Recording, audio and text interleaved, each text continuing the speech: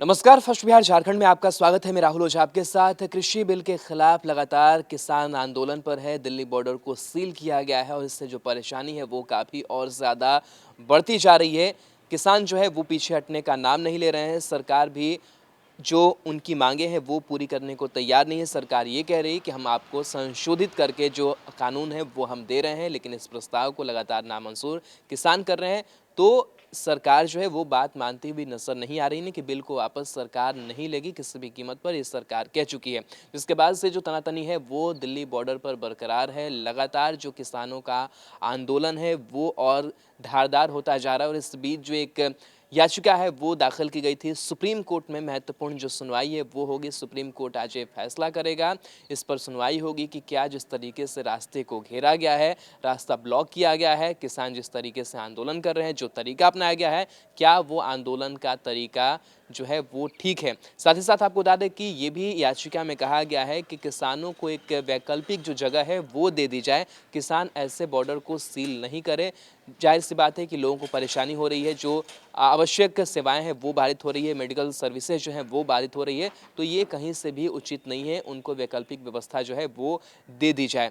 किसान भी लगातार यही कह रहे हैं कि जो सरकार है वो लगातार भरमाने का काम कर रही है और उनके आंदोलन को वो ध्यान में रख करके जो फैसला है वो अपना वापस नहीं ले रही है। वहीं प्रधानमंत्री नरेंद्र मोदी का भी जो लेटेस्ट संबोधन है वो आया। उन्होंने कहा कि जो विपक्ष है वो गुमराह कर रहा है और ऐसे किसी के कंधे पर बंदूक हम रख के चलाएं, किसानों के कंधे पर बंदूक रख के चलाएं अगर, तो ये ठीक बात नहीं है। विपक्ष लगातार जो है वो गुमराह कर रहा है।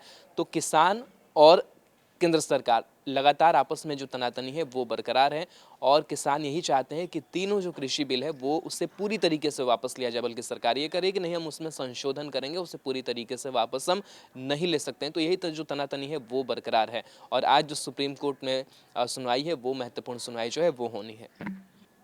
आपको बता दें कि chief justice S A Bobde, justice A S Bopanna और जस्टिस वी राम सुब्रमण्यम की बेंच जो है वो सुनवाई आज करेगी। सरकार और किसानों के बीच जो गतिरोध है वो बढ़ता जा रहा है। आपको बता दें कि 20 दिन से ज़्यादा हो गए हैं जहां पर किसान जो है वो दिल्ली बॉर्डर पर डेरा डाले हुए हैं। आपको बता दें कि जो याचिका दाखिल की गई है उस पर जो सुप्रीम कोर्ट है वो आज टिप्पणी करेगा।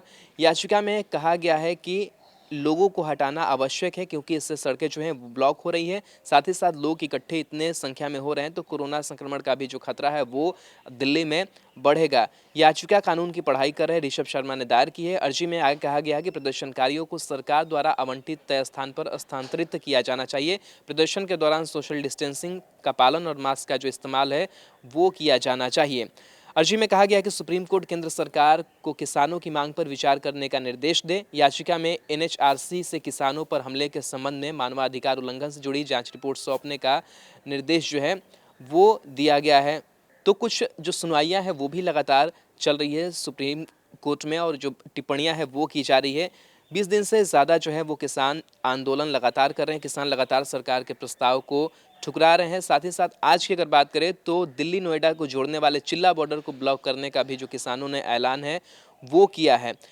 किसान ये कह रहे हैं कि किसान आंदोलन में लोग बाहर से हिस्सा लेने आना चाहते हैं, लेकिन सरकार जो है वो उन्हें रोक रही है और सरकार किसानों से बात नहीं कर रही है और जो सरकार है वो अडानी अंबानी के लिए काम कर रही है, कॉरपोरेट के लिए काम कर रही है। लगातार जो आरोप है वो केंद्र सरकार पर लगाए जा रहे हैं। साथ ही एक बड़ा जो बयान है वो भी प्रधानमंत्री नरेंद्र मोदी का सामने आया जब वो संबोधित कर रहे थे कक्ष में। उन्होंने कहा कि क्या अगर आपसे कोई दूध लेने का कॉन्ट्रैक्ट करता है तो क्या भैंस लेकर चला जाता है? जैसी आज़ादी पशुपालकों को मिल रही वैसे ही आज़ादी हम किसानों को दे रहे हैं। तो प्रधानमंत्री नरेंद्र मोदी भी समझाने की कोशिश कर रहे हैं कि कैसे कृषि बिल जो है वो किसानों के खिलाफ में नहीं है, उनके हित में है और उनसे कुछ भी छीनने नहीं जा रहा है। लेकिन किसान जो है वो समझने को तैयार नहीं है और लगातार जो है वो आंदोलन पर अड़े हुए हैं।